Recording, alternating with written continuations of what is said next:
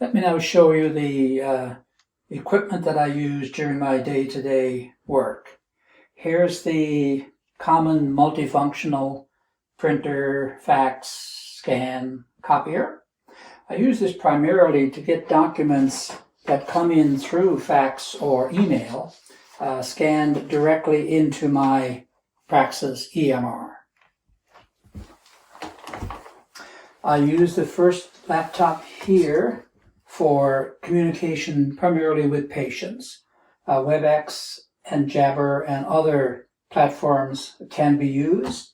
I use WebEx most frequently, and the people I communicate with are patients, healthcare centers, healthcare providers, doctors, nurse practitioners.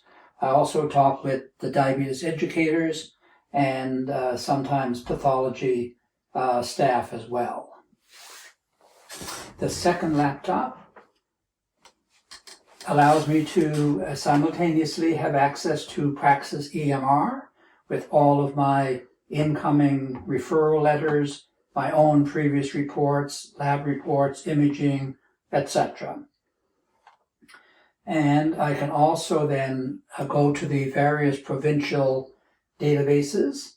We have PharmaNet for all prescribed and dispensed medications, patient-specific. We have PowerChart, which allows me access to all the lab reports, images, and now an increasing number of community-based reports, such as SOAP notes in the electronic medical record. You'll notice that there are two lamps here. These desktop lamps are inexpensive, they are portable, and they provide a consistent amount of light throughout the day.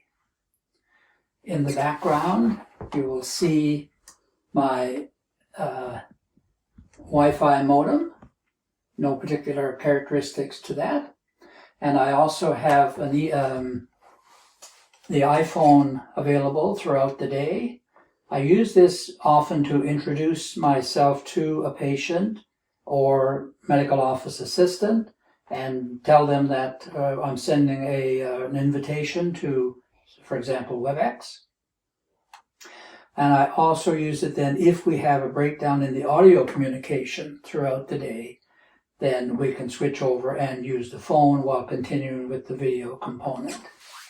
I have a backup laptop here, the iPad, and will be used whenever I have a breakdown in communications with the other system that I have. Hello again. I'm going to show you a typical consultation by Telehealth. It will be a real person at the other end, not an actual patient, but a real grandson of mine. So within a few seconds, Connor will appear. And while I'm waiting for that, I check over here on my second computer to make sure that I have the electronic medical record open.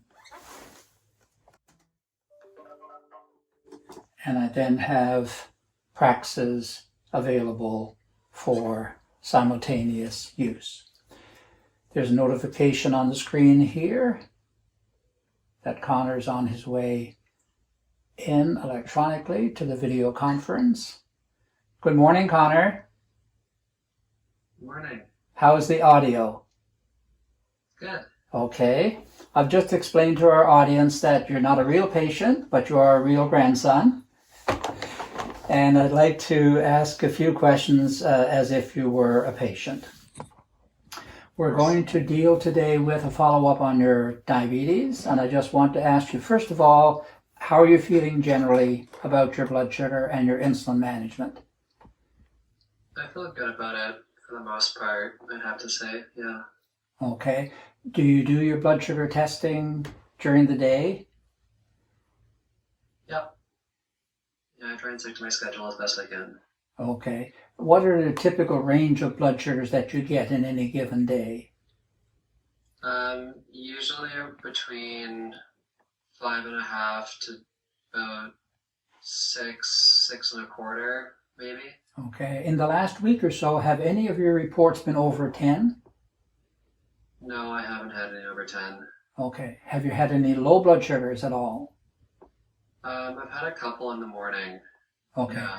Did they occur were they severe enough that you had to do the blood sugar right away, or so severe that you had to take some orange juice first? Just take the blood sugar right away. No need to have any sugar before. Okay. Was there anything different in the preceding 24 hours that would make you think that you knew why it occurred, why the low blood sugar occurred? One of the times I had to stay quite late at work, and that whole day was kind of thrown off, and the other one, no, I don't really have a reason why. Okay. I think that best thing to do is just continue on your current management, and I'll contact you in about 6 weeks. At that time, you should have your repeat A1C done, and we will review your management at that time. Okay. Okay. Thank you. We'll see you in about 6 weeks. All right, sounds good. Thanks, Dr. Reynolds. Bye.